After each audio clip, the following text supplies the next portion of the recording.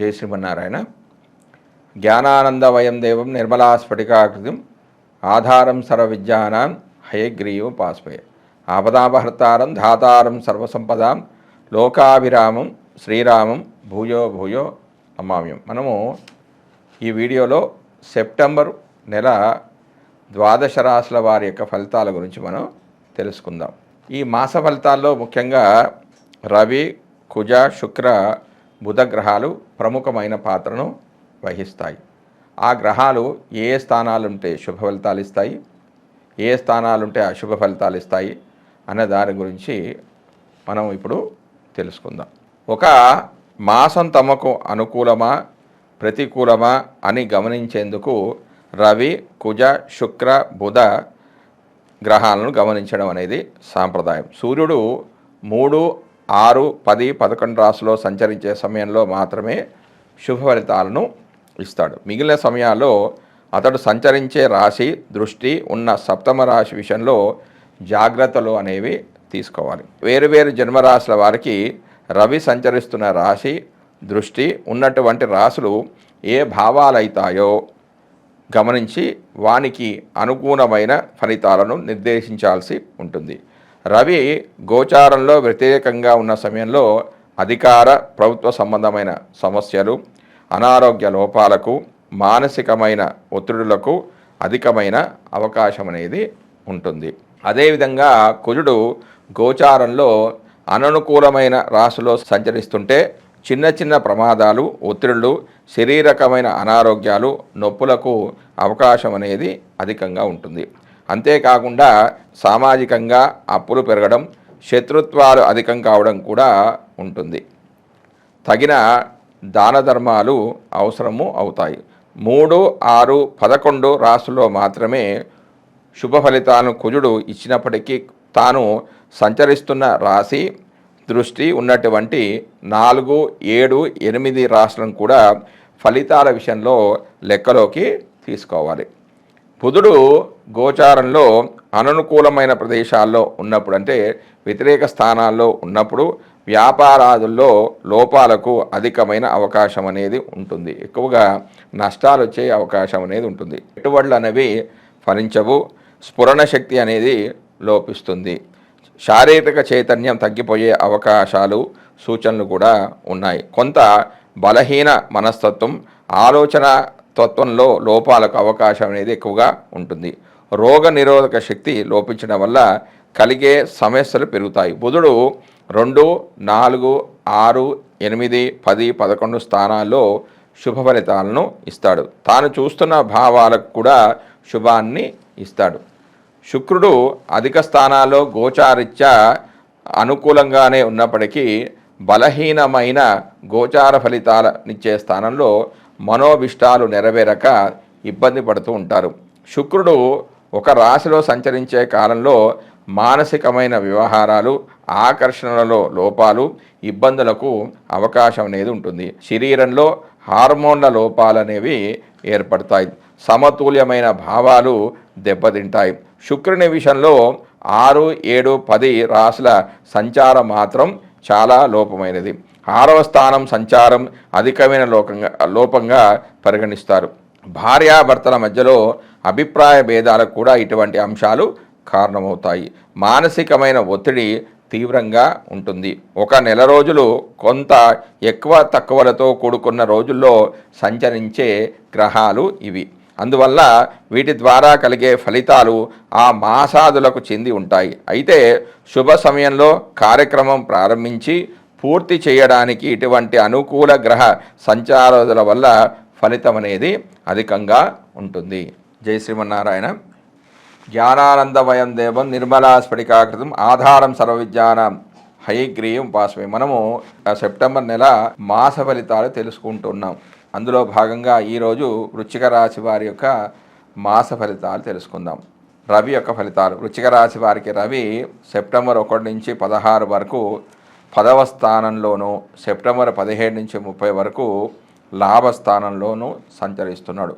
10వ స్థానంలో రవి చలనం, అంటే 10వ స్థానంలో రవి సంచరిస్తున్నప్పుడు మిక్కిలి అనుకూలమైన ఫలితాలను ఇస్తాడు. కర్మసిద్ధి, ధనలాభము, ఆరోగ్యం, అధికారుల యొక్క ప్రసన్నత, బంధు సాఖ్యత, రాజదర్శనము, మిత్రులతో సత్కారక్షేపము, మనోల్లాసమైన సంభాషణ, కార్యసిద్ధి, ఉద్యోగ ప్రాప్తి, వ్యాపార అభివృద్ధి, సంపదలు, జయము, వాంఛిత సిద్ధి, గౌరవం, అధికారుల ఆదరణ, అభివృద్ధి, ఉద్యోగంలో ఉన్నత స్థితి కలుగుతుంది. అయితే 10వ స్థానానికి 4వ స్థానం వేద స్థానం అవుతుంది. ఈ స్థానంలో శని యొక్క స్థితి ఉన్నాడు. శని రవి యొక్క కుమారుడు కావున వేద అనేది అంత పెద్దగా ఉండదు.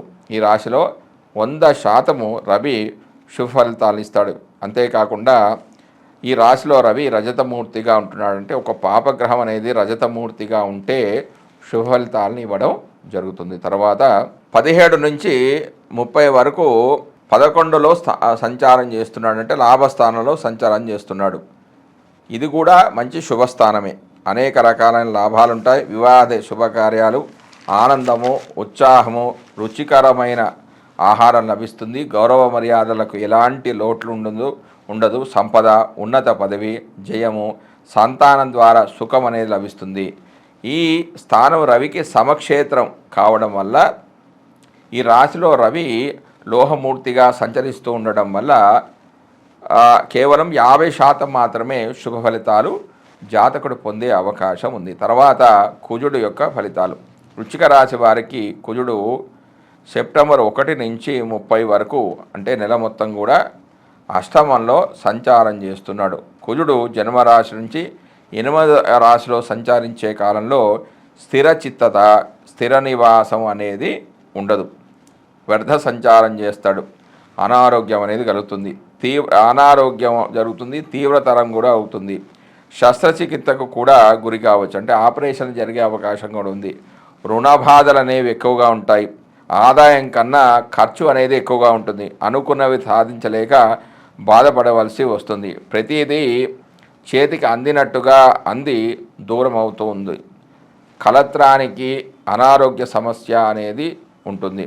ఇందులో ఒక 70% చెడు ఫలితాలు జరిగే అవకాశాలు అనేవి ఉన్నాయి. తర్వాత బుధుడు యొక్క ఫలితాలు. వృశ్చిక రాశి వారికి బుధుడు సెప్టెంబర్ 1 నుంచి 4 వరకు అంటే 4 రోజులు 9వ స్థానంలోను, తర్వాత సెప్టెంబర్ 5 నుంచి 23 వరకు 10వ స్థానంలోను, తర్వాత సెప్టెంబర్ 24 నుంచి 30 వరకు లాభస్థానంలో సంచరిస్తున్నాడు. బుధుడు 9వ స్థానంలో అశుభ ఫలితాన్ని ఇస్తాడు.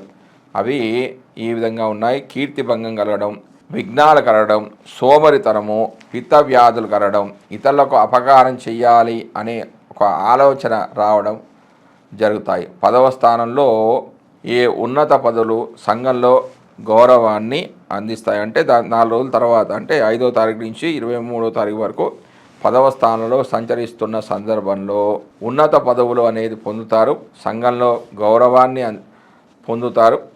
శత్రువులు అణిగిమణిగి ఉంటారు. సేవక పరిజనుల సహాయ సహకారాలు లభిస్తాయి. ఆధ్యాత్మిక చింతన, సాంప్రదాయాల పట్ల గౌరవం ఉంటుంది. ప్రతిదీ కూడా చాలా జాగ్రత్తగా క్రమ పద్ధతిలో చేస్తారు. ఆనందానికి పరిమితి అనేది ఉండదు. అన్నింటా విజయమే చేకూరుతుంది. ఈ 10వ స్థానానికి వేదస్థానమైన 7లో గురుడు స్థితి చెంది ఉండడం వల్ల ధనలాభము, వ్యాపార లాభం, బంధుమిత్రులతో సుఖజీవనం, కొత్త ప్రయత్నాలు అనుకూలించడం వంటివి జరుగుతాయి. ఇందులో ఒక 70% శుభఫలితాలు జాతకుడు పొందుతాడు. ఎందుకంటే ఈ రాశిలో బుధుడు రజతమూర్తిగా ఉంటున్నాడు. 11వ స్థానంలో ఏ గ్రహం ఉన్నా కూడా శుభఫలితాలే వస్తాయి. అంటే 24 సెప్టెంబర్ 24 నుంచి 30 వరకు 11వ స్థానంలోకి సంచరిస్తూ ఉన్నాడు. అన్ని రకాలుగా లాభాలు కలుగుతాయి. కానీ ఈ 11వ స్థానానికి వేదస్థానం ఏంటి? 12వ స్థానంలో కేతు యొక్క సంచారం వల్ల వేదాంత గోష్ఠి, వైరాగ్యము, చోరభీతి, జ్వరపీడ, మందులు వాడడం లాంటి వ్యతిరేక ఫలితాలు కూడా పొందుతారు. కాబట్టి ఇందులో ఈ స్థానంలో బుధుడు 50% శుభఫలితాలు పొందే అవకాశం అనేది ఉంది. తర్వాత గురుడు యొక్క ఫలితాలు. వృశ్చిక రాశి వారికి గురుడు ఈ నెల మొత్తం కూడా సప్తమంలో సంచరిస్తూ ఉన్నాడు. జన్మరాశి నుంచి గురుడు సప్తమ రాశిలో సంచరించే కాలంలో గౌరవ మర్యాదలు, బహుమతులు, ఉన్నత పదవులు పొందడం అనేది జరుగుతుంది. విద్యా వ్యాసంగాల్లో పురోభివృద్ధి ఉంటుంది. ఊహించని ధనాదాయం ఉంటుంది. మంచి వస్తు వాహన సంపద, గృహ నిర్మాణాలు పనులు జరుగుతాయి. 4 వైపుల నుంచి రాబడి అనేది ఉంటుంది. వివాహాది శుభకార్యాలు, తీర్థయాత్రలు చేయడం ద్వారా కొంచెం డబ్బులు అనేది ఖర్చు చేస్తుంటారు. పుణ్యక్షేత్రాల సందర్శన చేస్తారు. ఇతరుల నుంచి మంచి సహాయం అనేది లభిస్తుంది. ఈ రాశిలో గురుడు 50% శుభ ఫలితాలు మాత్రమే ఇస్తాడు. ఎందుకంటే గురుడు ఈ రాశి వారికి తామ్రమూర్తిగా సంచరిస్తున్నాడు కాబట్టి. తర్వాత శుక్రుడు యొక్క ఫలితాలు. వృశ్చిక రాశి వారికి శుక్రుడు సెప్టెంబర్ 1 నుంచి 18 వరకు 11వ స్థానంలో సంచరిస్తున్నాడు. తర్వాత 19 నుంచి 30 వరకు 12వ స్థానంలో సంచరిస్తూ ఉన్నాడు. జన్మరాశి నుంచి 11వ ఇంటిలో సంచరించే కాలంలో మంచి ఫలితాలను ఎదురు చూడవచ్చు. అన్నీ అనుకోని వాటికి అనుకున్న రీతిలో నిర్వహించే సామర్థ్యం అనేది ఉంటుంది. అంటే ఏదనుకున్నా కూడా అది సాగుతుంది. ధనాదాయం బాగుంటుంది. అన్ని విధాలుగా నైపుణ్యం ప్రదర్శిస్తారు. భార్యామూలక సహాయ సహకారాలు అంది వస్తాయి. ఊహించని రీతిలో ధనాదాయం బాగుంటుంది. ధైర్య సాహసాలు ప్రదర్శించి ఉత్తములు అనిపించుకుంటారు. ఇతరులకు మేలు చేయడం ద్వారా లాభం పొందడం అనేది జరుగుతుంది. శుక్రుడు 12వ రాశిలో సంచరించే కాలంలో శారీరక సంసారిక సుఖాలను మెండుగా అందిస్తాడు. నూతన వస్త్రాభరణ ప్రాప్తి అనేది జరుగుతుంది. ఉన్నత పదవులను పొందే అవకాశం ఉంది. తన చుట్టూ ఉన్న వారితో గొడవలు పడకుండా ఉండడం అనేది చాలా మంచిది.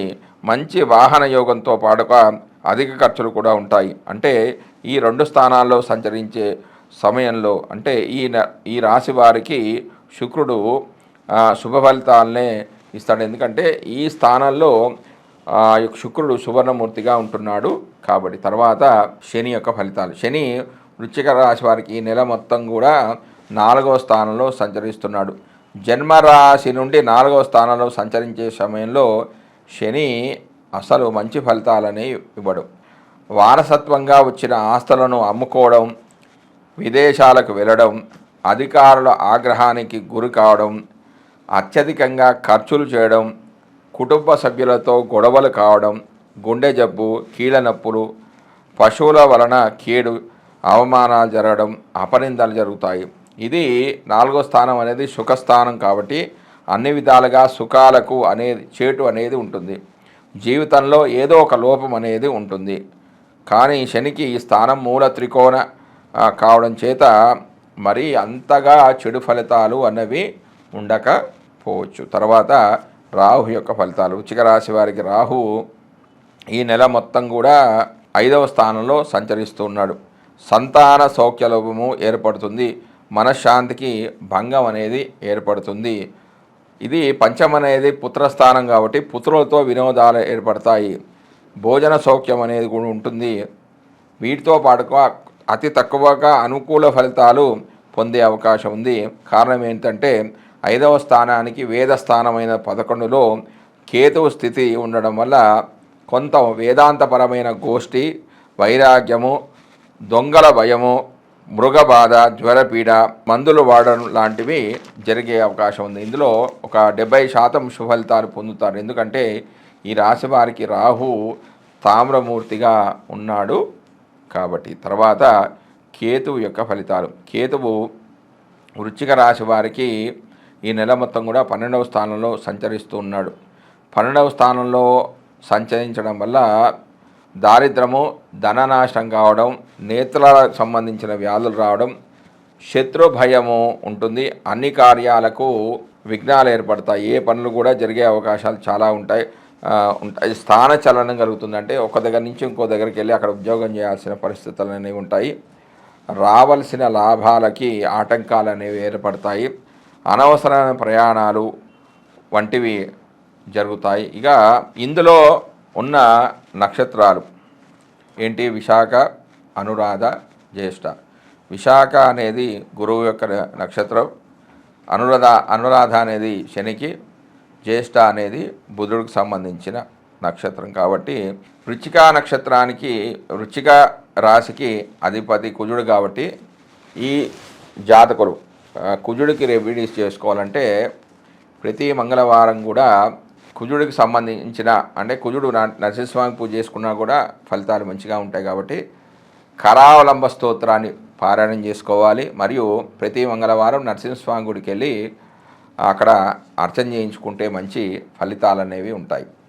మరియు ఇందులో ఉన్న నక్షత్రం ఏదంటే విశాఖ, అనురాధ, జ్యేష్ఠ. విశాఖ గురువు యొక్క నక్షత్రం కాబట్టి గురువుకు సంబంధించిన దక్షిణామూర్తి స్తోత్రాన్ని పఠనం చేసుకున్నా కూడా చాలా మంచిది. అంటే గురువారం దక్షిణామూర్తి స్తోత్రం.